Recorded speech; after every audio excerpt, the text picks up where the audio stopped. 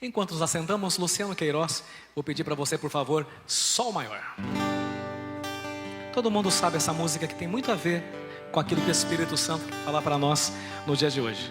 Quem sabe canta, bem bonito, mas não é cantar de qualquer jeito, cantar rezando. Quando os anjos passeiam, a igreja se alegra. Ela canta, ela chora, ela ri e congrega. Abala o inferno e dissipa o mal. Sinta o vento das asas dos anjos agora. Confia, irmão, chegou sua hora. A bênção chegou e você vai levar. Bem bonito. Tem anjos voando neste lugar, no meio do povo, em cima do altar, subindo e descendo em todas as direções. Não sei se a igreja subiu ou se o céu desceu, só sei que está cheia de anjos de Deus, porque o próprio Deus está aqui. Bem bonito, mais uma vez, professa essa verdade. Tem anjos voando neste lugar, no meio do povo, em cima do altar, subindo e descendo em todas as direções. Não sei se a igreja subiu ou se o céu desceu, só sei que está cheia de anjos de Deus, porque o próprio Deus está aqui. Pode continuar os instrumentos. Uma das coisas que a gente precisa entender, que é muito verdade: a igreja não é uma invenção humana. Tanto a igreja como a família não são instituições humanas. A igreja e a família, caríssimos, são instituições divinas. E só por isso mesmo, por serem instituições divinas, elas já são um milagre. Elas são atividades miraculosas, feitos miraculosos. O catecismo da Igreja Católica nos dirá de forma muito clara, evocando o Santo Irineu de Lyon, Santo Ambrósio, os santos da patrística, dizendo assim: a igreja nasceu do lado de Cristo aberto na cruz. E o catecismo vai nos lembrar isso, e os santos também. Assim como Deus esperou Adão cair num sono profundo, e para remover a sua costela naturalmente, Deus teve que abrir o lado de Adão. E foi de Adão sonolento que Deus criou a Eva. Deus também, na sua infinita sabedoria e divina providência, que jamais falha, esperou seu filho, o novo Adão, cair no sono profundo de sua morte salvífica na Santa Cruz. E de seu lado aberto do novo Adão, Deus não criou a Eva, Deus criou a igreja. E é interessante, ontem Deus me deu a graça de celebrar 2 casamentos engatilhados. Comecei aqui, depois fui para a matriz, né? E eu me lembrava e recordava os noivos, né? Você que tem a vocação matrimonial, é importante você se ligar, né? Qual que é o padrão de amor de um marido para com a mulher? Aquilo que São Paulo fala na carta aos Efésios.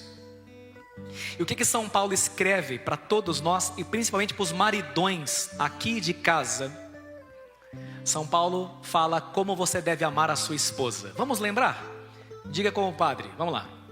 Maridos, amai as vossas esposas,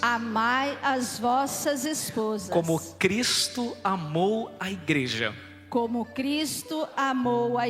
e por ela se entregou.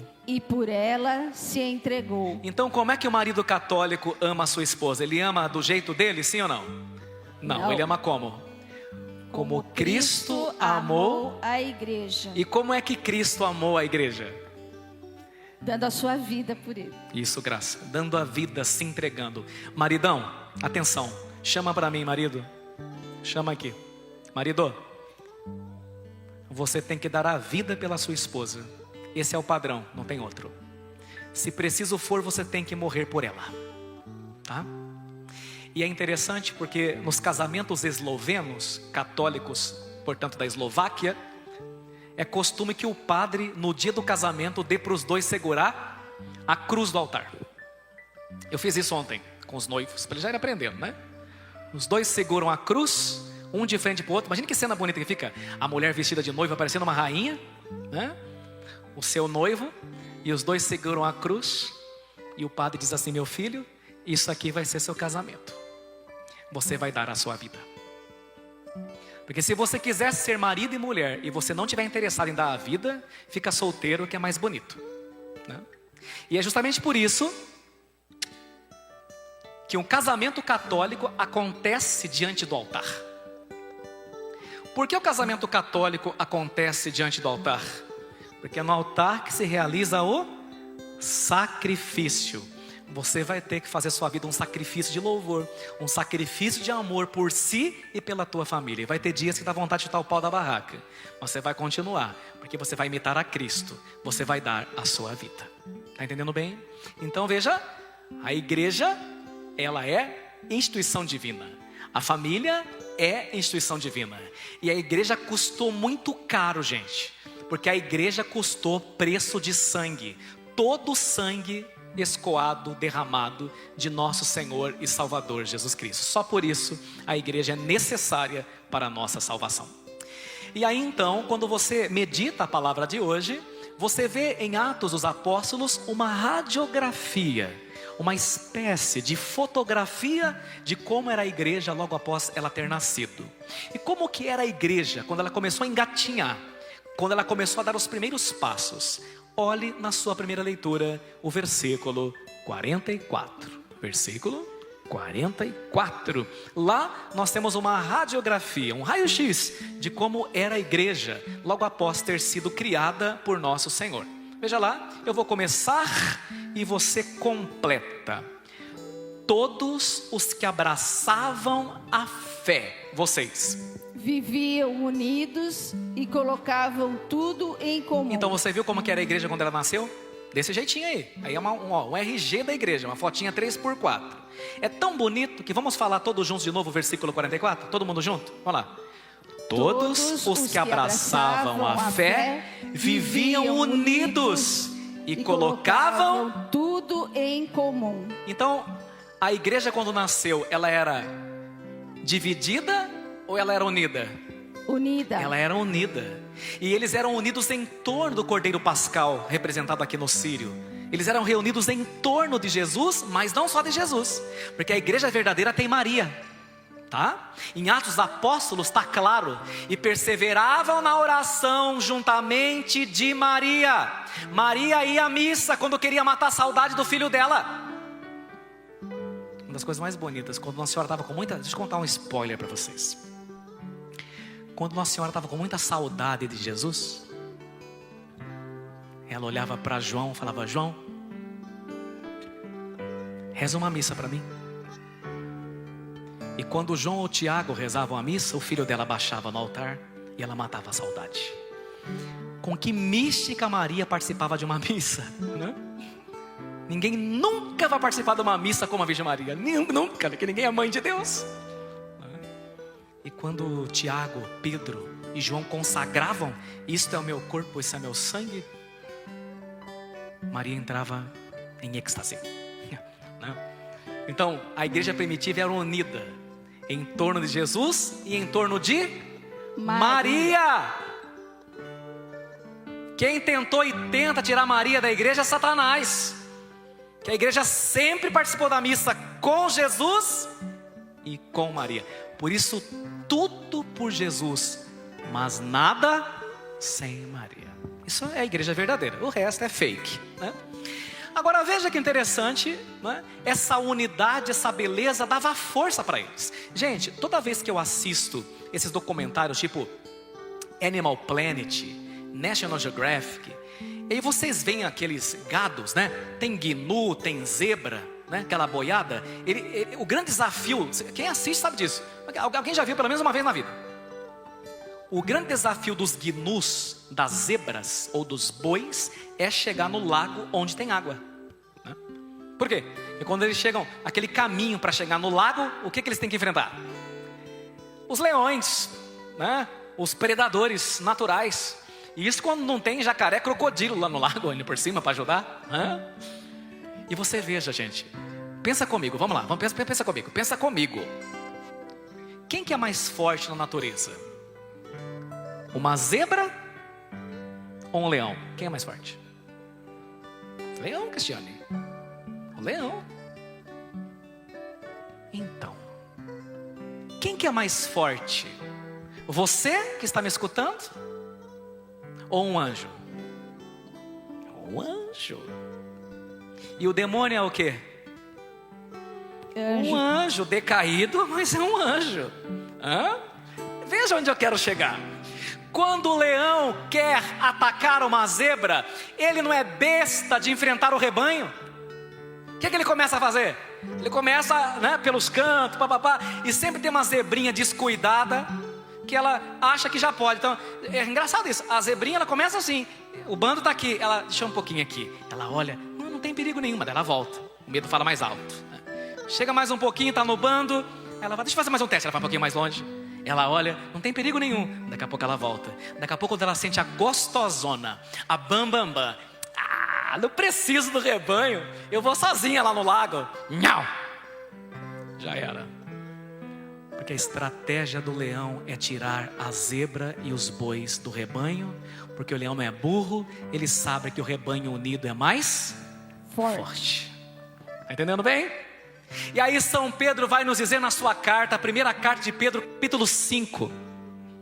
Eis que o demônio está como um leão. Não sei o que estou dizendo, está na palavra, confere lá. Pedro capítulo 5. Eis que o leão, o demônio, está como um leão, rugindo, rondando vocês, procurando a quem devorar.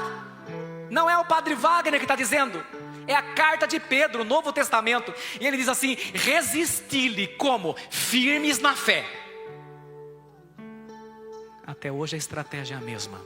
O demônio, para pegar você, para acabar com o teu casamento, para destruir a tua família, vai dizendo: esse domingo você está cansada, Deus entende, não vai não. Limpa a casa, passa a roupa e assiste pela TV. Conecta o YouTube na Smart TV. Isso, uma coisa é quem não pode vir, outra é quem a preguiça fala mais alto. E aí a pessoa fala, quando ela vê, 1 domingo, 2 domingos, 3 domingos. E vou ser bem honesto com vocês, porque desde que eu estou aqui eu só falo a verdade. A pessoa vai parando de vir. Chega um dia que ela não tem mais força para voltar. Porque o demônio atingiu o seu objetivo, que é tirar a ovelha do rebanho. Está entendendo bem? E foi o que aconteceu com Tomé. Tomé estava sempre com os apóstolos. Se você assistir a série The Chosen, você vai ver. Tudo está lá, o primeiro, está lá. Mas depois que Jesus morreu, ele não entendeu o sofrimento de Jesus. E Tomé começou a entrar na onda de Satanás. E qual a estratégia de Satanás? Tirar você do rebanho para que você seja presa fácil, para que você seja um alvo mais vulnerável. E aí o demônio começou a falar: não adianta mais se reunir com os apóstolos, ele morreu. Acabou. Tomé, foi legal enquanto durou, foi bonito, foi, mas acabou. E a tristeza foi tomando conta do coração de Tomé. Tomé foi sendo tomado pela depressão. E a tristeza cega a gente. Chegou uma hora que Tomé falou assim: eu não vou mais, deixa os apóstolos lá. Eu vou voltar talvez a vender vinho, eu vou voltar talvez a, sei lá, a vender boi, mas eu não vou mais. E foi no dia que ele não foi, que Jesus foi. Porque eu vou falar uma coisa para você, com toda sinceridade. Se você quiser tocar Jesus fisicamente e botar o teu dedo no peito dele e na mão dele, só tem um jeito: é na missa, onde a Eucaristia é real e a presença real está presente. E sinto muito, a Eucaristia real, corpo, sangue, alma e divindade, só existe na Igreja Católica Apostólica Romana, tá? Então, meu filho e minha filha, cuidado com essa turma que entra na onda de Tomé. Fala assim: não precisa da igreja, não. A caravana do eu sozinho A turma do eu rezo em casa. Toma cuidado. Porque se você continuar achando que só na sua casa é suficiente, e você não precisa ser perdoado dos seus pecados, você não precisa da hóstia consagrada, você não precisa dos sacramentos, você não precisa do batismo, como vocês estão procurando hoje aqui, meu filho e minha filha, você vai acabar perdido e alvo fácil de Satanás. Você sabe que às vezes os adolescentes que deixam os pais doidos porque eles param na missa, né? Aí uma mãe não sabia mais o que fazer. A última atacada, que mãe tenta de tudo, né? Uma boa mãe, enquanto ela não vê a família dela na igreja, ela não sossega o facho. Uma mãe de verdade, não as picaretas, uma de verdade, né? E aí ela rezou e pedia e tirou o Wi-Fi, nada. A última atacada foi uma atacada de mestra. Ela falou assim: ô padre, eu trouxe um bolo para o senhor. O padre disse que o padre gostava muito de bolo, né? Você, o senhor vai tomar um café da tarde lá em casa? Sem compromisso. O padre suspeitou desde o princípio, mas foi, né? Chegou lá um moleque com uma cara de emburrado na mesa, com os 2 cotovelos. Primeiro que já é falta de etiqueta você colocar 2 cotovelos em cima da mesa, né? Na mesa você põe os punhos, tá? Nunca os cotovelos. Momento etiqueta. Pois bem, ou não põe nada, né? Bem, aí o moleque lá, aquela cara de burrado. E a mãe falou: seja educado. Mas o padre já sabia que o moleque era da pá virada. Crismou, desapareceu, como a maioria da molecada, né? Aí pelas tantas, o moleque gostava de ler, se achava muito inteligentão. Ele falou assim: ô padre, já que o senhor está aqui, eu tenho uma pergunta para fazer. O padre é por dentro: ai meu Deus, lá vem. Mas não era pergunta, ele queria provocar o padre. Ele falou assim: verdade que Deus está em todo lugar? O padre: sim, Deus é onipresente, Deus está em todo lugar. Sim, é verdade. E você acredita nisso? Falou: acredito. Olhou para a mãe: a senhora, se o padre falou, está falado. Aí o moleque, né, não dá ponto sem nó. Se Deus está em todo lugar, Deus também está no meu quarto, padre? O padre: Deus também está no seu quarto. Tá bom, então fala para minha mãe que eu não preciso ir na missa. O que eu vou fazer na missa? Deus está no meu quarto? Se Deus está em todo lugar, e na missa para quê? Aí o padre ficou um pouco nervoso, botou um pouco mais de açúcar na xícara, diabetes lá em cima, mexeu. Aí ele falou assim, o padre: eu vejo que você é um menino muito inteligente. E o moleque: já ganhei a discussão. Aí o padre falou assim: você sabia que toda a nossa atmosfera é composta por água? Tem água? Que o ar que a gente respira é constituído de 2 moléculas de hidrogênio e 1 de oxigênio. E é por isso que quando nós temos um choque térmico, por exemplo, ou o fenômeno da calefação, a gente percebe gotículas no box do banheiro, no vitrô do nosso quarto, porque inclusive o nosso ar tem um índice de umidade. Quando a umidade do ar está baixa, a gente tem problema de rinite e outras coisas mais, não é verdade? Você sabia, querida criança, que a água está em todo lugar? Ele: sim, eu estudei isso na minha escola. Bem, se a água está em todo lugar, por que você vai na torneira? Ele olhou: porque é assim que bebe, né? Tem outro jeito de beber, vai beber no ar. E o padre então tomou mais um golinho. Então, querido filho, Deus está em todo lugar.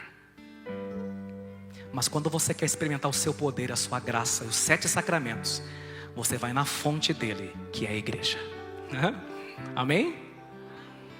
Aí a importância da Santa Igreja de Jesus. Não seja Tomé, que não viu o ressuscitado porque não foi à missa, porque deixou de frequentar as orações. E agora nós vamos para a última parte. Qual é a última parte? A última parte não é muito agradável de se ouvir, mas é necessário. A última parte nos lembra que nosso Senhor, um pouco antes de ir embora para o Pai, no último evangelho, a saber, o evangelho de João, nosso Senhor fez para todos nós um alerta, uma advertência. Qual foi o aviso que Jesus nos deu antes de ir embora para o Pai? Vamos lembrar? Fale com o padre, vamos lá. no mundo tereis aflições. No mundo tereis aflições. Mas coragem, Mas coragem, porque eu venci o mundo. porque eu venci o mundo. Então veja bem, o Senhor disse claramente que nós vamos ter o quê? Aflições. Mas que isso deve nos desencorajar, sim ou não? Não. Não, porque mar calmo não faz bom marinheiro. E Deus costuma dar as batalhas mais difíceis aos seus mais valentes soldados. E é disso que nos fala a segunda leitura de hoje. Então tem gente que não entendeu esse pulo do gato, que é o seguinte: há provações e aflições, meu filho e minha filha, que você vai ter que passar, viu? Não vai adiantar dar um migué, não. Não vai adiantar se fazer desentendido, não. Algumas o senhor e a senhora vão ter que passar, porque se Nossa Senhora e São José foram provados, quem somos nós para não sermos? E isso está claro na segunda leitura de hoje. Abre aí, segunda leitura, dá uma olhadinha aí, pode ir lá. Segunda leitura, versículo 6, eu vou começar. Olha aí: isto é motivo de alegria para vós, embora seja necessário que agora fiqueis por algum tempo aflitos por causa de... Olha que interessante. Embora seja necessário, mas por um tempo. Não é o sofrimento que vai vencer, não é a dor quem vai vencer, não é a morte quem vai vencer, por um tempo. E agora, por que às vezes vai ser necessário nós passarmos por provações? Resposta no versículo 7. Vai lá, Graça. Deste modo, a vossa fé será provada como sendo verdadeira. Que mais? Vai lá, igreja. Mais preciosa que o ouro perecível, que é provado no fogo. E aí? E alcançará louvor, honra e glória no dia da manifestação de Jesus Cristo. Olha só. O Senhor dizia o tempo todo antes da sua paixão que deveria passar por muito sofrimento, mas seus discípulos não quiseram entender, fizeram de desentendido porque não aceitavam. Então agora vem a mensagem final que eu gostaria que todo mundo guardasse na alma e no coração. Presta atenção. Não há como passar por essa vida sem colecionar algumas cicatrizes, seja no corpo, seja na alma. Basta a criancinha pequena começar a sair de casa. Eu vejo isso com as crianças pequenas, né? Manda a criancinha pro parquinho, pra creche. Não dá nem uma semana, como é que a criança começa a voltar? Toda ralada, né? Dá uma raiva, não é? É joelho ralado, né? É cotovelo machucado, é um dente que saiu. Pelo amor de Deus, né? Não é assim? Não dá nervo? Enquanto as cicatrizes estão no joelho, no dente, está tudo bem. O problema é quando elas começam, quando a gente é adulto, elas não estão mais no joelho, elas estão na alma. E aí, como dizia a música, a gente vai descobrindo que um joelho ralado dói bem menos que um coração partido. Não é verdade? Não tem como passar por essa vida sem colecionar cicatrizes, seja no corpo, seja na alma. Não tem como, sabe? Mas Jesus nos ensina uma coisa boa. Nós não precisamos ter vergonha das nossas cicatrizes. Assim como um soldado exibe as suas cicatrizes com orgulho para os seus netos e mostra aqui, ó, isso aqui foi quando eu peguei um leão, isso aqui, ó, quando eu passei por uma granada. E os netos ficam: uau, nosso avô é um herói. Assim como um soldado não tem vergonha das suas cicatrizes, minha filha, meu filho, não tenha vergonha das suas cicatrizes, porque elas narram uma história linda de vitória e de superação, viu? Nunca se envergonhe das suas cicatrizes. E elas revelam que pela graça de Deus, você conseguiu ser mais forte do que tudo aquilo que um dia te feriu e tentou te matar. Geralmente eu venho aqui e puxo a orelha de vocês. Hoje eu vim aqui para dar os parabéns para vocês. Sabe por que eu quero dar parabéns para vocês? Porque apesar de tudo que o demônio tentou fazer com você, o que as pessoas tentaram fazer com você, você está firme de pé. Tem cicatrizes? Tem. mas elas são gloriosas, porque mostram que o poder de Deus foi maior na tua vida do que as tuas perseguições e humilhações. Parabéns. Se você não fosse tão forte, você não estava aqui hoje. Você já é um vitorioso. Você já é uma guerreira, sabe? Deus sabe daquelas cicatrizes, gente, que não estão visíveis aqui no corpo, com um ponto que a gente levou. Aquela cicatriz que só a gente sabe porque dói e que só Deus enxerga. Deus sabe. E aí eu vou falar uma coisa para vocês, que tem gente que já anos na igreja e nunca pensou nisso.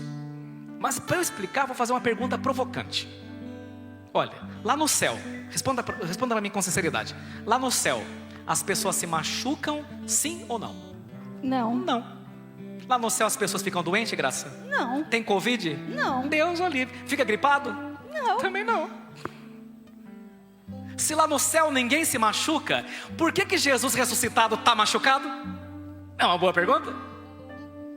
Por que Jesus ressuscitado aparece, inclusive para Santa Faustina, mostrando suas chagas ao seu lado, nas suas mãos e nos seus pés? Ué, já passou a dor, agora não dói mais, por quê? Vários motivos, mas eu vou falar os principais. Primeiro, porque é com a nossa história que a gente ressuscita. As pessoas perguntam para mim: ai padre, lá no céu eu vou lembrar quem foi minha mãe, meus amigos de escola. Mas é claro, meu filho, não vai ter apagão não. Por isso tem que caprichar nessa vida, porque é com as tuas cicatrizes que você ressuscitará. E olha, uma coisa que eu não sabia e aprendi com Santo Tomás de Aquino. Não, aí se você quiser duvidar, duvida dele. São Tomás de Aquino diz assim, que lá no céu, os mártires, como Santa Filomena, continuam com algumas feridas, mas não com raiva, com feridas de glória. Porque agora dessa chaga sai luz, e uma luz mais colorida que a outra. As cicatrizes dos mártires de Santo Tomás de Aquino são como joias cravejadas, que o santo faz questão de exibir, para mostrar o quanto amou a Cristo mais que a si. Então, meu filho e minha filha, lá no paraíso a gente não vai ter vergonha das nossas cicatrizes, não. Sabe por quê? As chagas outrora dolorosas se transformarão em chagas gloriosas. Entendeu a diferença? Então não tenha vergonha das tuas cicatrizes, dos teus erros, das tuas rejeições, dos teus traumas, porque elas não precisam ser dolorosas. Elas podem ser chagas gloriosas. E agora eu vou terminar. Uma mãe ia buscar a filha dela de 7 aninhos na primeira série na escola. E tinha dia que a mãe, tinha dia que o pai, tinha dia que o tio. Só que essa mãe, ela tinha a mão deformada, toda torta, e tinha uma cicatriz no rosto. E a filha dela, como meio pré-adolescente, né, tinha vergonha da mãe. Tinha vergonha. E mandava a mãe esperar na esquina, né? Mas tudo bem, a mãe a amava mais que assim. Aí um dia a mãe estava passando esmalte, falou assim: filha, vem cá ajudar a mãe. Escolheu um tom rosa, né? Tá na moda agora, viu? Tom rosa. Começou a passar, passa na mãe. Aí ela falou assim: mãe, por que a mão da senhora é tão feia? A senhora não pede para o pai pagar um médico para tirar essa cicatriz? Né? E a mãe falou assim para ela: filhinha, senta bem aí que a mãe vai contar uma coisa para você. Agora chegou o momento. Quando você tinha só 3 meses de vida, teve um curto-circuito na casa que seu pai e eu alugamos. A gente não sabia que a casa tinha esse problema. Eu estava na pia, você dormindo no berço, em segurança, com a gradinha. E eu senti um cheiro de queimado. Quando olhei para o lado, vi um clarão. Era um fogo que vinha do teu quarto. Quando olhei para o teu berço, que tinha um mosquiteiro, seu berço inteiro estava em chamas e você gritava e chorava. Eu, sem pensar 2 vezes, me joguei no berço. Mas no que me joguei, uma madeira enfincou no meu rosto, com brasa. E quando eu fui tirar seu corpo dali, aquele mosquiteiro pegando fogo, eu enfiei a mão dentro do fogo e tirei você. Por um milagre, você escapou viva e não tem marcas. Mas a mamãe ficou toda marcada. É por isso que a mão da mamãe é assim. E quer saber de uma coisa, filha? A mamãe não quer fazer plástica. Porque todas as vezes que a mãe olha para essa mão machucada, ela lembra que Deus me deu você de volta. E ela me lembra o quanto eu te amei e o quanto eu te amo. Então eu não quero que apague. A menina olhou para a mãe com os olhos marejados. Mãe, as mãos da senhora são as mais lindas do mundo. E aí eu quero contar uma coisa para você. Jesus, quando voltou para o Pai, teve uma conversa com o Pai. E Jesus olhou bem para o pai dele e falou assim: papai, eu não quero nunca mais apagar nem o meu lado, nem os meus machucados. Eu quero ficar com eles. E o pai perguntou: por que, meu filho? Já sabendo a resposta. E Jesus falou assim: é que eu quero que todas as vezes que os homens olharem a minha mão transpassada, eles se lembrem do quanto me custou para salvá-los, do quanto eu os amo, do quanto eu sempre os amarei. Porque às vezes eles duvidam, sabe? Quem sabe assim eles param de duvidar. As minhas mãos perfuradas, disse Jesus, me lembram o tempo todo do quanto eles valem para mim, do quanto eles são preciosos para mim. Eu não quero apagá-las nunca mais. Por isso Santo Tomás de Aquino diz em São Beda que mesmo na eternidade a gente vai conviver com Jesus com as chagas, mas não com chaga de dor, não.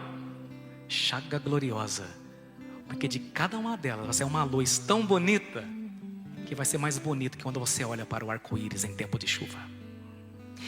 E vou dar um último spoiler para você do céu, viu? Quando a gente for para o céu, se Deus quiser a gente vai. Fala amém.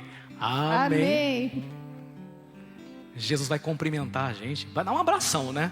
O abraço dele é muito perfumado, diga-se de passagem. Cheira lírio do campo. E depois que ele abraçar a gente vai querer beijar a mão dele, né? A gente beija a mão do padre e do bispo, mas a gente não vai beijar de Jesus, né? E quando ele cumprimentar a gente vai sentir a chaga gloriosa. E naquele dia, se você tinha alguma dúvida de que Ele te ama, todas as dúvidas cessarão nesse dia. Amém? Amém. Não sei se a igreja subiu ou se o céu desceu. Só sei que está cheia de anjos de Deus, porque o próprio Deus está aqui.